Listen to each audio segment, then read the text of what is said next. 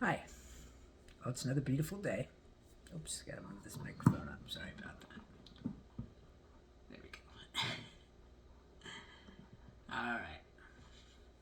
So, as I said, it's another beautiful day. And what I want to talk about today is your divine identity. And that is as a soul. Now, I know I've talked about your identity, and really, it's not about such and such as your identity, it's about what you identify with. Now, that means what you think you are. Alright? And what you most likely think you are is a person. And as long as you think that you're a person, then you're going to suffer. That is the way it is. But that doesn't have to occur. Because you are also, in addition to your person, you also have a divine identity. And that identity is who you really are.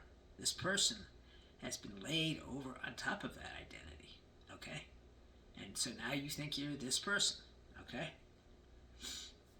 Which there's nothing wrong with that. Everyone thinks they're this person. That's just the way it is. Anyway, so what we really want to focus on here is identifying who and what you are. Everything else, attachments and illusions and so on and so forth, that's secondary. The first step in the spiritual path is identifying yourself, accepting who and what you are. Now, you can argue with me and say, oh, I'm not this or I'm not that or whatever. But the fact is that every human being has a soul. In fact, not every human being, but everybody on the planet. Everything. All of the grass and bugs and animals, trees, jungles, they all have spark. Okay? And that spark is what we have, and we call it a soul. Now, the reason we call it that is because down through the years, wise men of old have given it that name. That's why we call it that. But in other countries, it's not called that. It's called something different. But anyway, the point is that this soul, this divine identity that you are, is at the center of your being. Okay? And as long as you believe that you are the person that you have become, which you do believe that, then you will suffer. I don't like anybody to suffer, but that's just the way it is. We can't change the way things are. Now, this identity that you have for your person is a lie. I hate to say it's true, but that's what it is. Okay? And this lie is something you've been fed since, forever. Childhood up. Okay? That you are alone, aside from your family or your tribe. And that you're a single person alone, regardless of whether you're married or not. Okay? You believe you are a singular person, which is fine. That's what everybody believes. But the fact is, that's not quite true, in my opinion, anyway. Because you are also, in addition to being a person, you are a soul. Now, what this divine identity does for you is everything. Because all of the suffering that you're experiencing now doesn't happen in your soul. It happens in your person. Okay? And the only way not to have that happen, not to be addicted to the person that you think you are, which we all are to some extent. Okay? I mean, there's a certain amount of defensiveness that comes in when anybody is challenged about who they are. Okay? And that's just natural what happens. Okay? But the basic part of awakening is understanding who you are. And that is your divine identity. That's part of who you are. Okay? Yes, you're a person. Yes, you have a body. That's all true too. But the deeper part of you, the part of you that really matters, is a soul. Now, you don't have to take my word for that. I'm sure that there's a lot of people that believe in souls in the Christian religion and other religions. But generally speaking, it's an easy way to refer to your real identity. Now, in addition to your believing that you're a person, you also believe in the illusions that you carry, like I said last time. Okay? And these illusions are part of what you call years. I know it's hard to understand that that's so, but it is. Okay? Your time, your separateness, your beliefs, that's what it is. Okay? And as we've said before, the using of the word year means possession. You possess time. You possess your separateness. Okay? And that's why it's so hard to let them go. I know it's easy for me to say that there is no such thing as time, that there is no such thing as separateness, that it's all an illusion. Okay? But it's much harder to believe that that's the case. So, the first thing you need to do is recognize who you are, and the second thing you need to do is start letting go of these things. Okay? Now, I know it's hard not to cling to our stuff, okay? Not just the stuff that we own, the stuff that we call our possessions, but the stuff within us. Because that stuff is who we think we are. And that includes all the illusions that go with who we think we are. Okay? So, anyway, what we want to try and do, what we want to try and understand is that there is a bigger world out there, and you are part of the bigger world. Okay? It's easy to feel insulated. It's easy to feel not part of it. Okay? But you are a part of it. That's the way it is. The people that are suffering in Gaza, you are a part of them. They are a part of you. They are a part of me. Because I know that we're all one thing. And I know that's not something you probably recognize at first as being so, but that is what it is. Okay? We are all one thing. All humans, all plants, all animals, all insects. They're all part of God. You can't have anything without God. Or the source, if you don't like the word God. These words are just signposts. We don't know what God is. We don't know what the source is. We don't know what the soul is. We don't know about any of that stuff because we're not able to know. Because that stuff is on the other side of the veil, which is what we call it. It's not necessarily what it really is, it's just what we call it. And so, because it's all on the other side of the veil, we really kind of think it doesn't exist to some extent. And that's another illusion, because it does. Now, you don't have to take my word for it. There are plenty of people in this world who will tell you that it does exist, that God does exist, that so on and so forth. And there are plenty of people that tell you that he doesn't exist, okay? And that's fine too.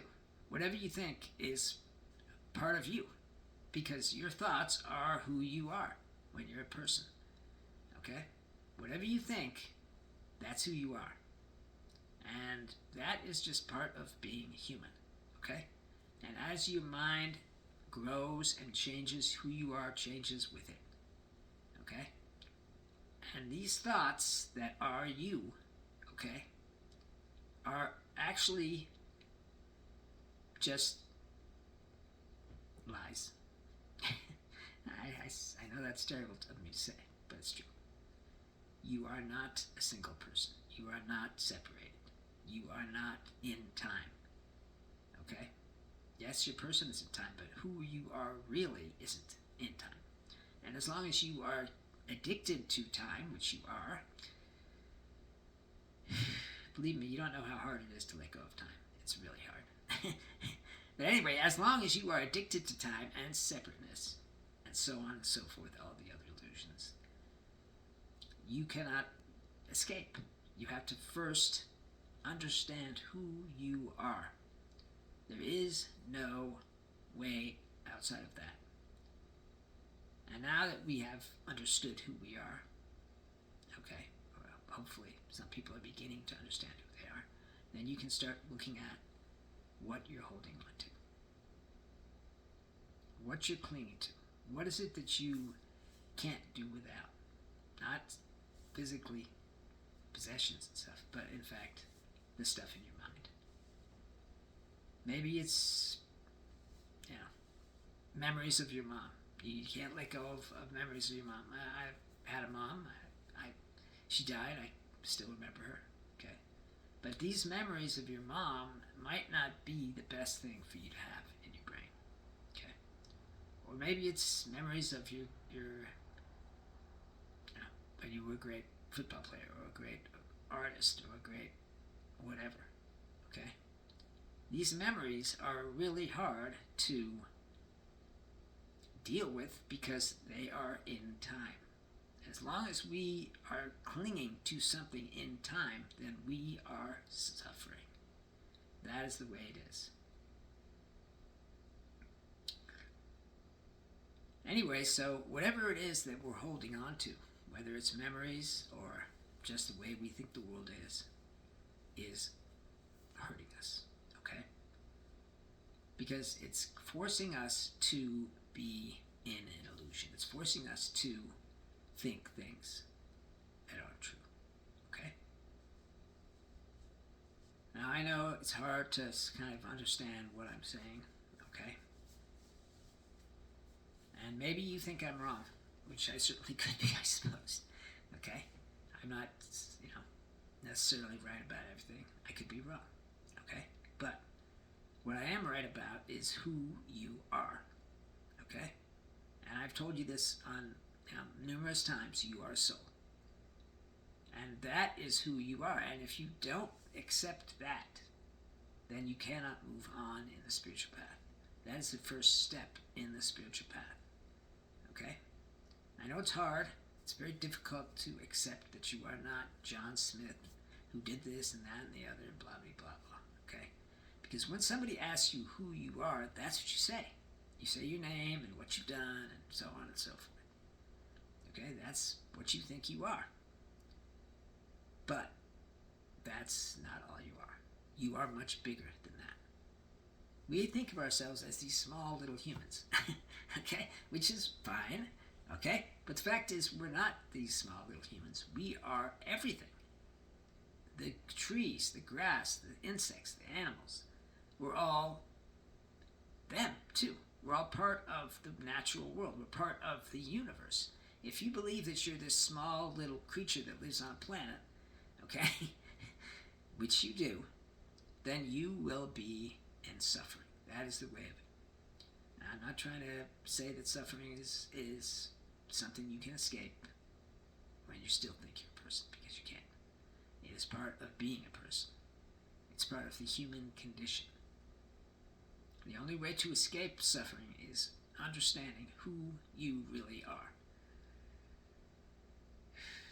I know I'm probably repeating myself, but this is super important for those who wish to wake up, for those who wish to get onto the spiritual path.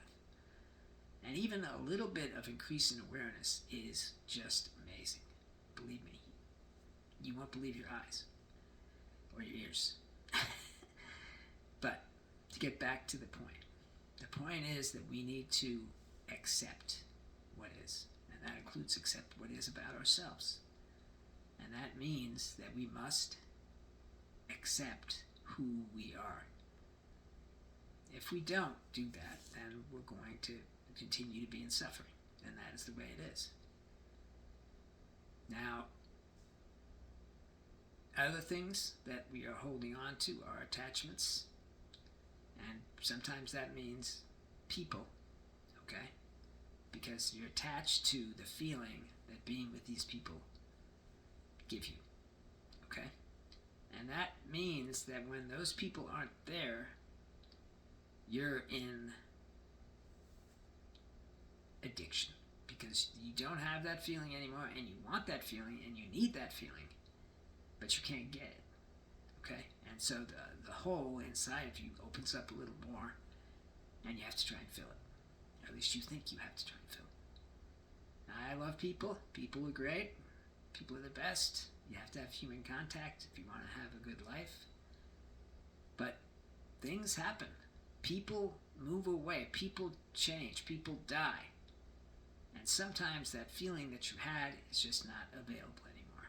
And that includes your kids. Believe me, I loved my son so much. But he's drifted away from me. That's the way it is. And that feeling of having that love from him was an addiction that I could not fill. And that's the way it is. And unfortunately, this feeling of not having what you want is really tying you to this person, this personality. And everybody has this feeling. Everybody gets this feeling. Because that's just part of life, okay? And it's part of unhappiness. It's part of suffering. So, these feelings are part of what makes you a person. But you are not just a person. You are also a soul, your divine identity. And when we are addicted to a feeling, which we are, okay, then we are in bondage. We're tied. We're caught. We're in a trap. And that's just the way it is. The way out of the trap is to accept what is. That's it. Okay? The person is gone. Your son who you loved and loved you has moved away, and you don't get to see him as often as you'd like, and therefore you're unhappy. Okay? Because you thought you were a father, and the father needs the son. That's what it is. But the father is just a role that you're playing. Whatever you're doing in this life, it's a role. And as long as you are attached to that role, you will suffer. Being a father, being a mother, being a doctor, being a lawyer, being whatever. The time comes when you can't be those things. It's sad. I totally don't like that feeling when it comes, and I've felt it. Okay? Whatever the problem is, I have a shaky hand. I have a tremor. You know? And so I couldn't do the things I wanted to do anymore. I had to accept that. But it gave me suffering. And I don't want anyone else to experience the kind of suffering I've experienced, because it's terrible. Okay? And all these people in Gaza and around the world who are suffering, they're having a terrible time.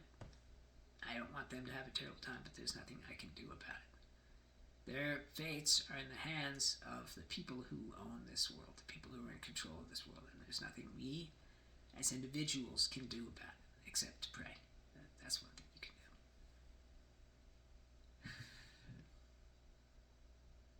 Anyway, so this is what it is. You are addicted to a feeling. You're addicted to time. You're addicted to a lot of other things. Your separateness. Okay?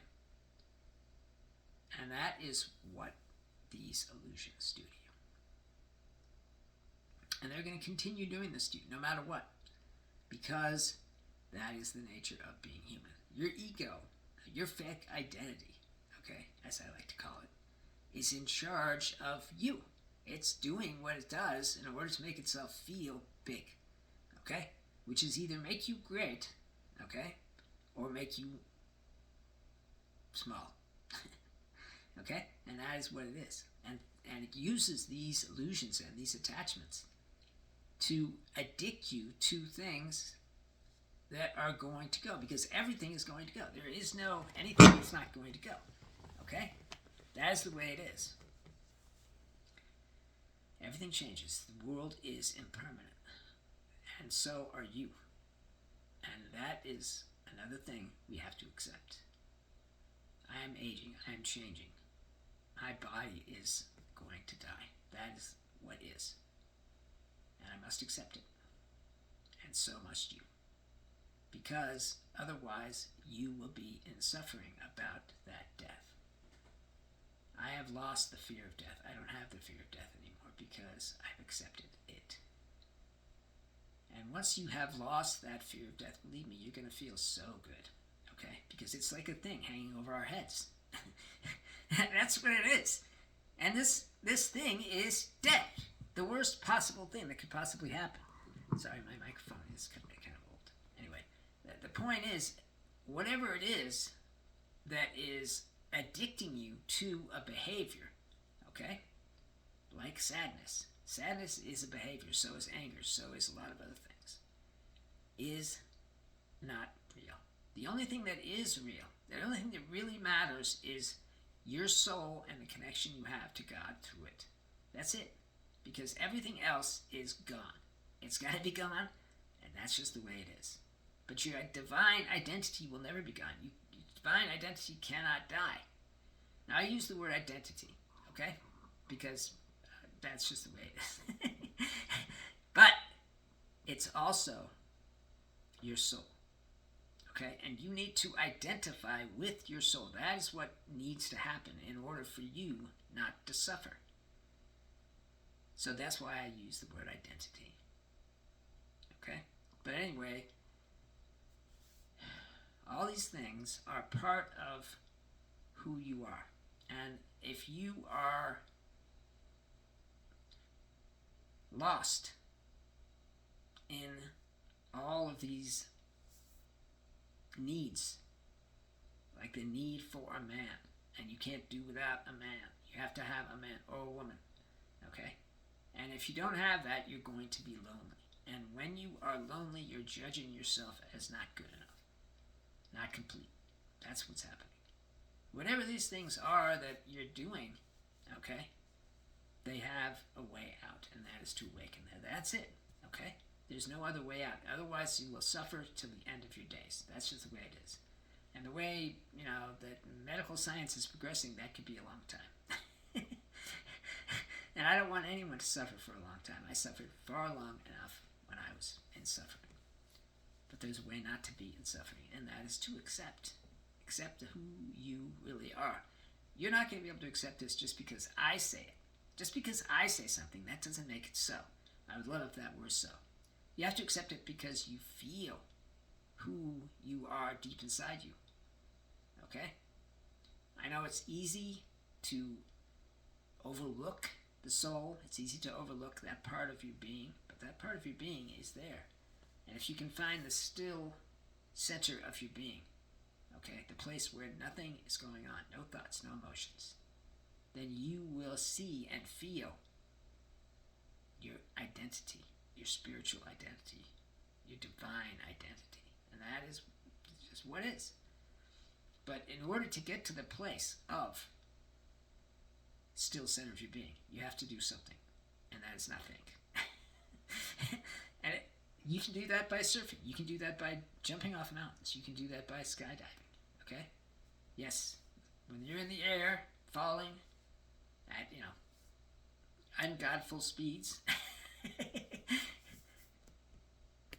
you have, at that moment, hit the now. And you are in touch with your soul and God. You just don't know that's what it is. And until you can be in touch with your soul and God without having to jump off of a building or jump out of a plane or surf, then you are going to be in suffering. Okay, and the way to do that, the way to really experience who you really are is practices, okay? Like meditation. Meditation is not the answer. Meditation is not going to get you there. And meditation allows you to step out of yourself for just one moment. Because that's all you have is one moment. This moment. Now. And if you can just step out of yourself for one moment, then your thinking will stop. And you'll be in the now, and you'll be able to contact God. That's it. Meditation helps you do that. Being inside your body's energy, having contact with your body's energy, also is a great way of stopping the thinking. Okay? And I've taught you how to do that in many videos. Either way, there's also lots of different practices in India and in Japan and China, Tibet, that are different from those. Okay? But they all have one thing in common. They stop the thinking. And that is the thing that is making you miserable. You cannot suffer if you're not thinking. That's just the facts of the world. You cannot suffer if you're not thinking. only by thinking can you suffer. Only by thinking can you make what you have worse. Because whatever you have, you make it worse by suffering. If you have a pain, okay, and you complain about it, and you feel aggrieved by it, and you feel like this shouldn't be happening to you, then you're suffering, okay? And all those things are just thoughts that you're generating, not you, but your fake identity is generating. Why is the fake identity generating that? To make you feel like shit. That's what it is, okay? Because then it makes itself feel bigger, makes itself feel better, okay? That's the basis of that, okay? So, these thoughts that are being generated for you by your fake identity have to stop if you're going to have any happiness in this world. Because no matter what happiness you have, let's say you have a family and your family loves you and you love your family and so on and so forth, and time goes by and the next thing somebody dies or somebody moves away, and the next thing you're sitting there alone, okay, in your house or wherever, and there's nobody there. Sorry about that. And there's nobody there. That's it, you know. And that hurts. It hurts a lot because we depend on other people to make us feel good. And that is a problem because other people are not reliable. As much as I want you all to awaken and feel the love of God directly, okay? You all are feeling the love of God via other people right now, okay? By your family, by the people you love, okay, and that love you. That's all coming from God. And it's therefore, when those people are gone, your connection to God is gone too. You have a good connection to God that you don't need other people to access. Okay? All you need to do is stop thinking. But that's hard. People say to me, I can't stop thinking. Thinking won't stop. Well, that's because you are in the grasp of the fake identity. And there is one way for sure to get rid of that, and that is to recognize that you are not that fake identity. You are not that person.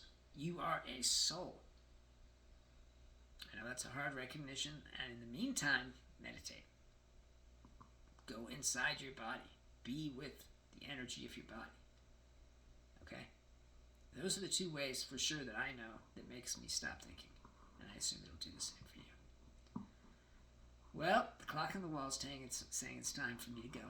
I hope this video has been helpful. If you have any comments or questions about anything I've said, please let me know in the comments, and I'll try to answer them and make videos about them.